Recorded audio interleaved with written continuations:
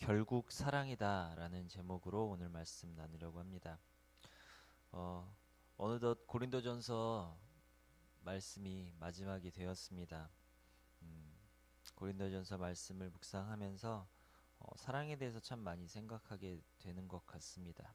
오늘 말씀도 그래서 제목을 사랑으로 정해 보았습니다. 오늘 말씀은 세 부분으로 나눠서 살펴볼 수 있습니다. 15절에서 18절까지의 내용은 리더십과 그에 대한 순종에 대한 내용입니다. 스데바나에 대해서 나옵니다. 스데바나는 1장 16절에 보면 바울에게 세례받은 가정입니다. 오늘 말씀은 아가야의 첫 열매라고 소개하고 있죠. 그는 자신의 집을 예배처소로 기꺼이 내어드린 사람입니다. 성도들을 섬기기로 작정한 사람이죠. 그리스도인의 삶을 보여주는 아주 좋은 본보기가 스데바나입니다. 말이 아닌 삶의 열매로 드러낸 사람이지요. 하나님을 만나고 그에 대한 사랑에 감격하여 말이 아닌 자신의 집을 내어주는 그런 행동으로 그 사랑을 드러낸 사람입니다. 그렇기 때문에 고린도 교회에서 어찌 보면 가장 중요한 인물로 표현할 수도 있겠죠. 그런데 16절에 바울이 이렇게 얘기합니다. 이 같은 사람들과 또 함께 일하며 수고하는 모든 사람에게 순종하라라고 얘기하고 있습니다. 이 말은 어떻게 생각할 수 있을까요? 순종하고 있지 않다라는 얘기죠. 어떻게 보면 스데바나와 이 인물들은 리더로서 생각할 수도 있을 것 같습니다. 열심히 교회를 섬기며 앞장서서 하나님을 위하여, 하나님의 그 성도들을 위하여 앞장서는 리더격의 사람들인데 그들에게 순종하고 있지 않다라는 것이죠. 고린도전서 앞서 묵상하며 저희는 이미 알 수 있습니다. 자기들의 잘남을 즐거워하며 비교하며 분파를 나누어서 끼리끼리 노는 그 모습 가운데 아마 이들의 말에 순종하지 않았겠죠. 권위에 들어가지 않았겠죠. 그래서 교회가 분란이 일어나며 교회가 갈라지게 되었던 것이죠. 그래서 바울은 얘기합니다. 그들에게 순종하라. 17절을 보면 스데바나와 부드나드와 아가이고가 라고 얘기를 하면서 그들이 너희의 부족한 것을 채웠음이라. 그리고 18절에 그들이 나와 너희 마음을 시원하게 하였으니 그런 사람이기에 너희들은 그들을 알아주어라, 인정해 주어라 라고 얘기하고 있습니다. 무례한 대접을 받았다고 생각해 볼 수 있을 것 같습니다. 끼리끼리 그랬겠죠. 비교하면서 지들이 얼마나 잘났다고, 좀 집 내놓고 열심히 했다고 뭐 그렇게 드러내. 뭐 자기는 뭐가 잘났어, 나는 뭐가 부족한 줄 아나? 나도 이렇게 이만큼 하는데 라고 하며 인정하지 아니하고 알아주지 아니하고 그들을 무시했을 것 같습니다. 그들에게 순종할 것을 권합니다. 바울은 예전에 어떤 한 청년이 대학생이 무슨 정부에서 주관한 대학생 캠프에 참여를 했었습니다. 그러면서 실제 상황 어떤 시뮬레이션 같은 거를 돌리면서 어떤 무인도에 이렇게 여러 팀원들이 정착한 이렇게 떨어진 상황을 제시하며 문제를 어떻게 해결해 돌파해 나갈 것인가라는 미션을 줬다라고 합니다. 이제 막 각자 사람들이 막 논의를 합니다. 논쟁을 합니다. 이거는 누가 어떤 역할을 맡은 사람이 이걸 하고 막 하는데 그 교회를 다니는 그 청년 목사님 아들이었는데 그 아이는 좀 특이한 대답을 했다라고 합니다. 그 질문관이 당신은 어떻게 이 문제를 해결해 나갈 것입니까? 라고 했을 때 리더에게 순종할 것입니다. 라고 대답을 했대요. 그랬더니 그런 대답은 되게 신선하다고, 그런 대답을 들었다라는 게 떠올랐습니다. 무슨 말입니까? 문제 상황 가운데 막 내가 잘났네, 네가 잘났네, 이건 이렇게 해야 되네, 저렇게 해야 되네 막 합니다. 물론 그런 논쟁의 과정도 중요하죠. 하지만 다 거기서 거기라는 거죠. 결국은 리더의 말씀에, 리더의 얘기에 순종해서 하나됨으로 돌파해 나가는 게 때로는 문제를 해결해 나가고 하나됨을 이루는데 더 큰 이익이 된다라는 말입니다. 그러한 내용을 바울은 얘기하는 것 같습니다. 교회 안에서 진리에서 벗어난 비본질적인 문제로 끊임없이 논쟁하고 편가르고 하고 있는 그 고린도 교회 성도들에게 순종해라, 리더에게 순종해라 라고 얘기하고 있는 것이죠. 그러면 어떤 사람은 이렇게 얘기할 수도 있을 것 같습니다. 꼭 우리만 리더한테 순종하면 우리 억울하지 않습니까? 리더가 먼저 섬김의 본을 보여야겠지요. 예. 섬김의 리더십, 섬길 줄 아는 사람, 섬길 줄 아는 사람은 어떤 사람입니까? 겸손한 사람입니다. 교만한 사람은 섬기는 척은 할지언정 섬기지 않습니다. 섬기는 사람은 겸손한 사람입니다. 대화가 되는 사람이죠. 들을 귀가 열린 사람입니다. 섬김으로 교회를 세우는 원리, 이것이 무슨 원리입니까? 하나님의 원리인 것입니다. 누가 스데바나에게 너 집을 내놓아라 시켰습니까? 아닙니다. 그냥 하나님을 알고 하나님을 만나고 그 사랑을 경험하자 자원함으로 집을 내놓았습니다. 자원함으로 성도들을 섬긴 것이죠. 그것이 섬김의 리더십입니다. 그렇게 섬기는 리더에게 너희 또한 섬김으로 순종하라라고 바울은 얘기하고 있습니다. 그리고 이어서 19절, 20절에서는 문안 인사에 대해서 얘기를 합니다. 아시아의 교회들을 얘기하며 결국 얘기하는 게 무엇일까요? 아시아의 교회들, 이 신약 성경에 보면 에베소 교회, 골로새 교회, 여러 교회가 있지 않습니까? 그 교회들을 얘기하면서 그 교회들의 문안이 너희를 향하고 있다. 즉, 너희 교회가 혼자가 아니다라는 것입니다. 그리스도의 한몸됨이 무엇입니까?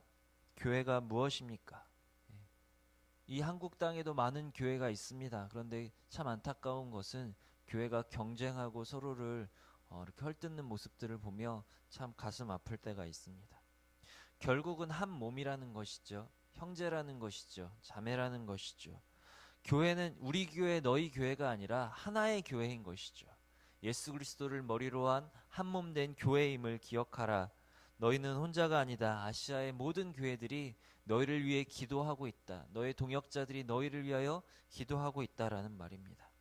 그러면서 거룩한 입맞춤에 대해서 얘기합니다. 이 말은 사랑의 입맞춤으로 바꿀 수도 있을 것 같습니다.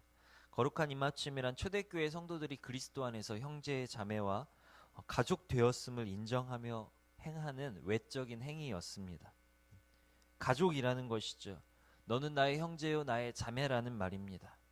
여러분, 가족을 위해 기도하는 마음은 어떤 마음입니까?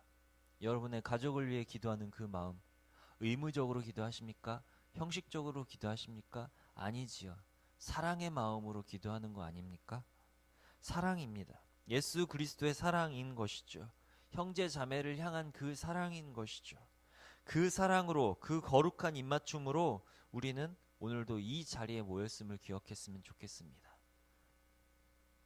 우리도 그 사랑으로 기도했으면 좋겠습니다. 하나님의 사랑은 온 세상을 덮습니다. 내 마음을, 내 온 삶을 덮었듯 서로를 통하여 온 세상을 덮는 하나님의 그 사랑을 위하여 바울은 문안 인사에 대해서 얘기를 했습니다.